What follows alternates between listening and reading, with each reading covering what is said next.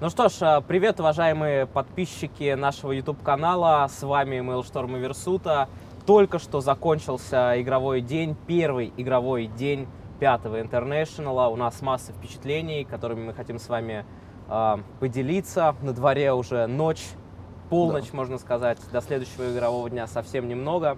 Ну и, собственно, начнем с потрясающей церемонии открытия. Мы с Ареном были здесь в прошлом году, и можем вас заверить, она была гораздо лучше. Все было просто великолепно. Да, Valve в этот раз себя превзошли, просто молодцы. На самом деле, вы все тоже сами видели, и я думаю, вы получили огромный заряд эмоций. Но скажу вам так, если бы вы были здесь, эти эмоции можно умножить, там, не знаю, в 100 крат. И особо, наверное, на этом даже зацикливаться не нужно. Реально все очень качественно, красиво. Вот. Оркестр, да, кстати, вот хочется еще вспомнить про оркестр. Мы вчера заходили сюда, они здесь, грубо говоря, репетировали, и мы думали, ну, вроде будет так неплохо, но когда они сегодня выступали, вот именно вот этот оркестр заставлял просто, я не знаю, трепетать, мурашки были по коже, было просто супер круто. Вот. Плюс... Я не знаю, видно вам или нет, но, наверное, сейчас уже не видно вот эти вот экраны огромнейшие, плюс статистика, которая нам выдается сверху, точнее, над экраном самой доты. Скорее всего, вам ее просто-напросто не видно, но вы, наверное, на каких-то скринах должны были, на фотографиях каких-то это дело все видеть. Просто невероятно удобно, невероятно шикарно, и если у вас есть еще какая-то возможность сюда приехать и посмотреть, обязательно приезжайте, не пожалеете. Ну а если нет, то смотрите за всеми стримами из кабинок игроков.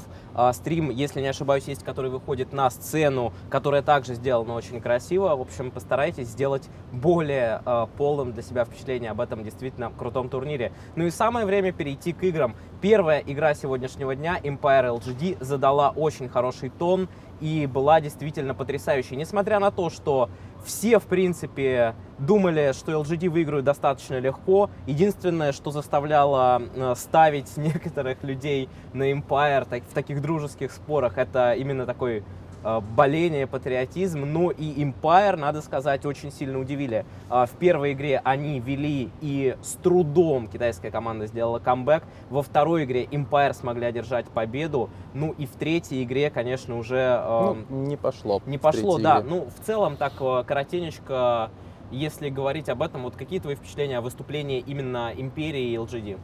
Ну, Империя, мне кажется, вот после того, как она выиграла вторую карту, она как-то, может быть, подрасслабилась, или, я не знаю, или, может, они не до конца верили в свои силы. Ну, в общем, фейл.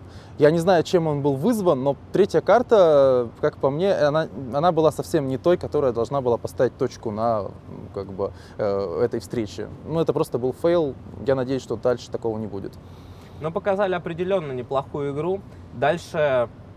LGD, в общем-то, победили, что от них и ждали. Дальше у нас была встреча CDEC и Cloud9. Ну и здесь команда, которая не была приглашена в основной этап сразу прямым инвайтом, команда, которая не прошла китайские отборочные, команда, которая прошла Wildcard турнир, заняла второе место в группе и сейчас камня на камне не оставила на Cloud9. По-моему, CDEC просто потрясающий уровень. Монстры. И прогресс по ходу турнира демонстрирует. Да, эти ребята и правда очень хороши, и о них я очень немало хорошего рассказал в подведении итогов. У нас новая рубрика, я думаю, вы о ней знаете, поэтому можете посмотреть и ознакомиться. Подписывайтесь на канал, чтобы быть в курсе. Рубрика действительно очень информативная и интересная. Что ж, дальше у нас шли лузера, в общем-то. Здесь имеет смысл сконцентрироваться, конечно же, на матче Na'Vi и матче Virtus.pro. Ну, Na'Vi — это что-то с чем-то. От них мы не ожидали ничего другого, кроме как такой нервотрепки. Очень ровная игра, хорошие шансы на победу, но в итоге... минус Dazzle, минус Viv, минус Трон и в их стиле прошла игра. Мы привыкли видеть огромное количество камбэков, и правда нервы они нам потрепали знатно, но обычно все заканчивается чем-то позитивным, но в этот раз, к сожалению, ребята не смогли. Вот. Ну и давай о позитивном. Да, позитивном. ВП очень уверенно одолели Fnatic. В общем-то, если честно, я этого ожидал. Многие не верили, но Fnatic были не тем соперником для ВП, который мог составить трудности, и медведи уверенно справились.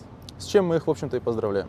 Ну и по двум оставшимся матчам нельзя не отметить то, что Ньюби проиграли корейской команде, и чемпионы прошлого International вылетели с турнира. И также нельзя не поздравить команду Invictus Gaming, которая без труда одолела явного аутсайдера MVP Hot Six. Завтра у нас планируется 4 Best of 3 матча, 2 в винерах, 2 в лузерах. Не забывайте подписываться на канал, ставить пальчики и следить за всеми новостями нашего Dota.ru хаба.